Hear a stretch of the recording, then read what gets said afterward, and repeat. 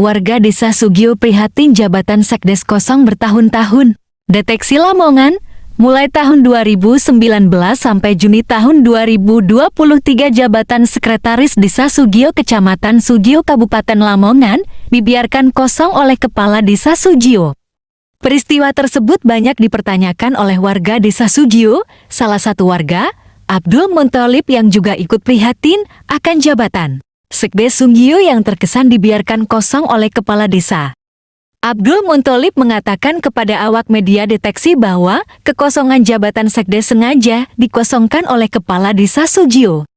Banyak masukan warga yang saya terima terkait adanya lowongan jabatan perangkat desa Sekdes yang dibiarkan kosong selama bertahun-tahun, yakni sejak tahun 2019 SD tahun 2023 oleh Abdul Rohim selaku Kepala Desa Sugio Kec Sugio Kap Lamongan, ujar Tolib, Minggu 25 Juni 23. Sebagai warga Desa Sugio yang punya peduli atas kemajuan desa, ia pun mencoba merespon kegelisahan warga yang menurut ia sangat penting untuk disikapi. Karena Sugio sebagai desa ibu kota, tentu sangat mengherankan jika dalam pemerintahannya tidak mengangkat pejabat desa, dalam hal ini pejabat sekretaris desa, untuk menjalankan roda pemerintahan desa, dan juga untuk menunjang kelancaran dalam rangka memberikan pelayanan publik, katanya.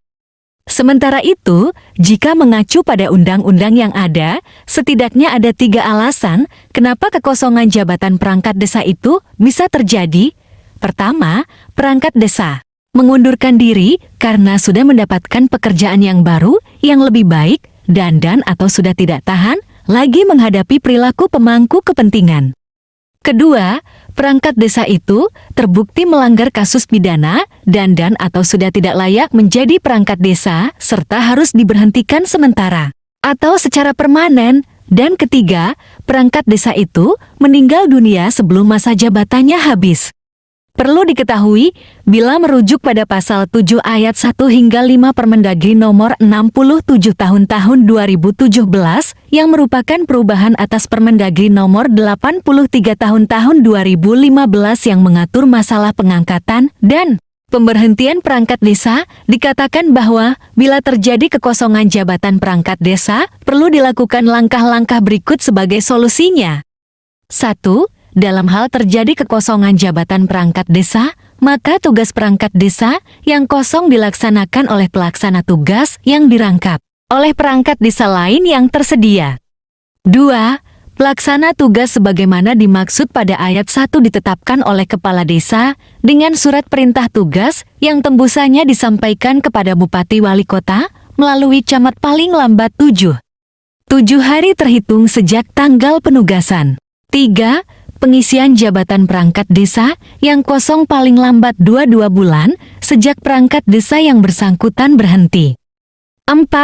Pengisian jabatan perangkat desa sebagaimana dimaksud pada ayat 3 dapat dilakukan dengan cara mutasi jabatan antar perangkat desa di lingkungan pemerintah desa dan penjaringan dan penyaringan calon perangkat desa.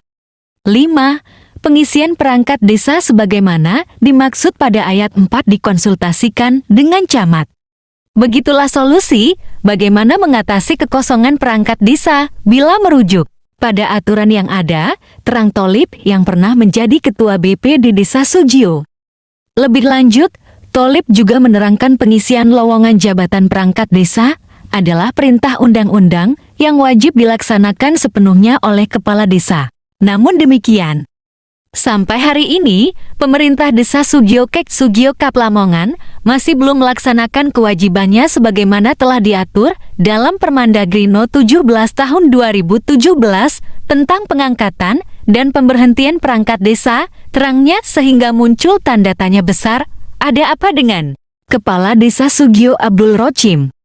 Kita semua berharap agar pemerintah Desa Sugio secepatnya membuka lowongan dan membuka pendaftaran untuk pengisian kekosongan jabatan perangkat yang sudah lama ditunggu oleh sebagian besar warga. Desa Sugio Kec Sugio Kap Lamongan, paparnya, ditambahkan Tolib.